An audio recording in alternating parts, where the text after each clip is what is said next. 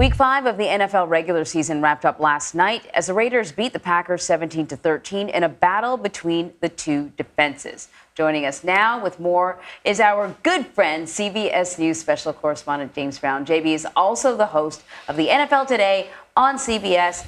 Welcome, JB. Boy, it's nice to see you, I got to tell you. Good to see you and Vlad again. And I just want to make sure at the very beginning, Cynthia wanted me to move back from the camera so as not to scare your viewers. So is this okay? Is this you framing look fantastic. Good to me. We like it when you bring it in here. Look good to me. We're all about the love, but you do whatever makes you comfortable. So let's talk about last night's game. Your big takeaways.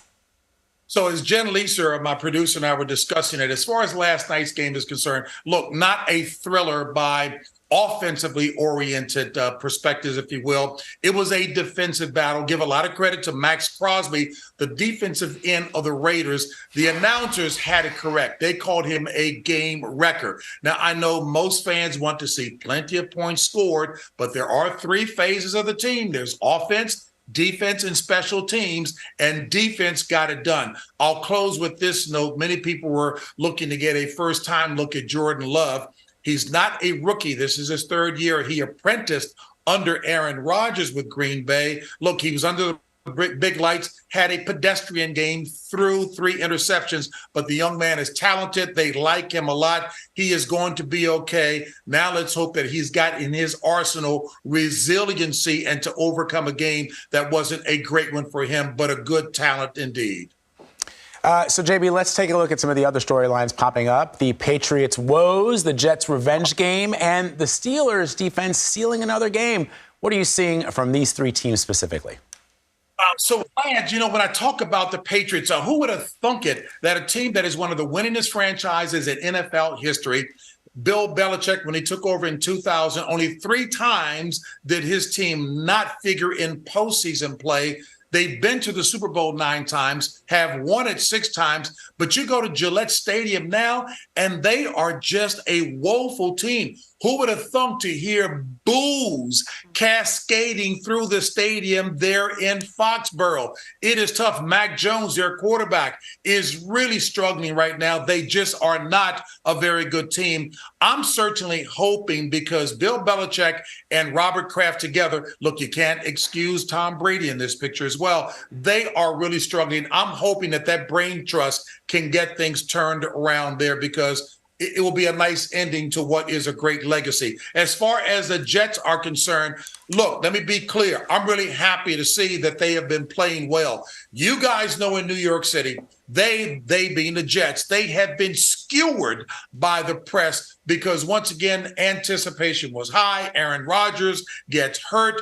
Zach Wilson, the backup quarterback who was going to apprentice this entire year, back in the mix. And he has shown me some toughness because, yeah, you can talk about the young privileged kid. He's played strong. He got my tip of the cap last week, but I'm really thrilled that they beat the Denver Broncos, headed by Sean Payton, a coach who is certainly Hall of Fame caliber. Very disappointing to me that he will be that impolite, if not just downright rude, and talking about the previous coaching staff that was there, headed by Nathaniel Hackett with the Broncos.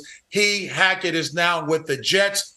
They were thrilled because after that victory, Robert Saleh, the head coach, gave the game ball to Nathaniel Hackett, because that situation in the preseason with that kind of skewering, that was like coach on coach crime, which I've not seen before. Steelers, quickly, let me just say, offensively with the Steelers and the Ravens, no offensive displays there of excellence, because they are tough defenses. They play old school smash mouth football. Pickens, of course, came through big.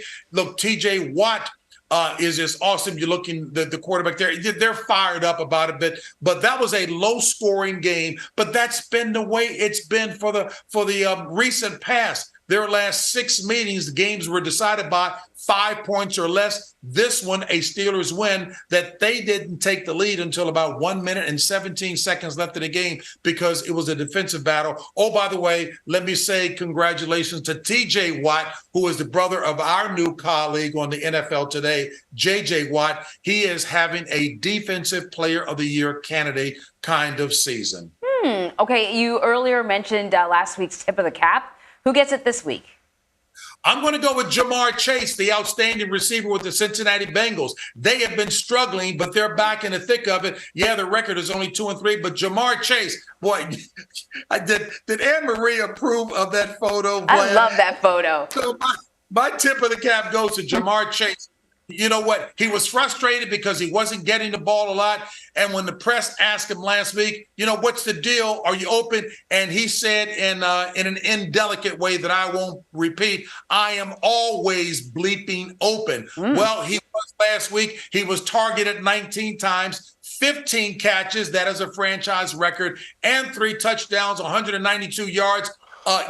He played lights out, so he gets a tip of the cap. And this is with a nod to our producer, Jen Leeser, who is a runner. Her husband is a big-time runner.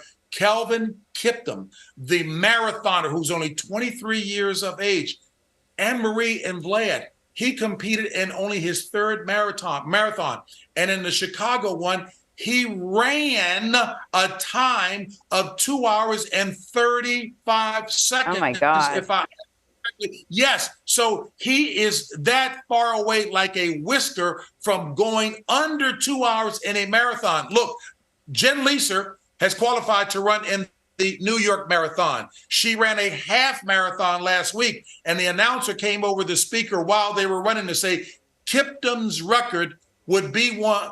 He would run this half marathon. As a matter of fact, he would run it twice and still beat you guys by a significant margin. Wow. That's how that record is by the young man from Kenya. Simply phenomenal. Really impressive. Very impressive. It was some 3 minutes and change before the next person crossed that finish line. So just to give you a sense of how fast he was running. JB, I would still be running, not having crossed the finish line yet. So just take an Uber. I'd be stretching. Yeah, I'd be taking an Uber. JB, thank you so much for joining us, my brother. Thank you.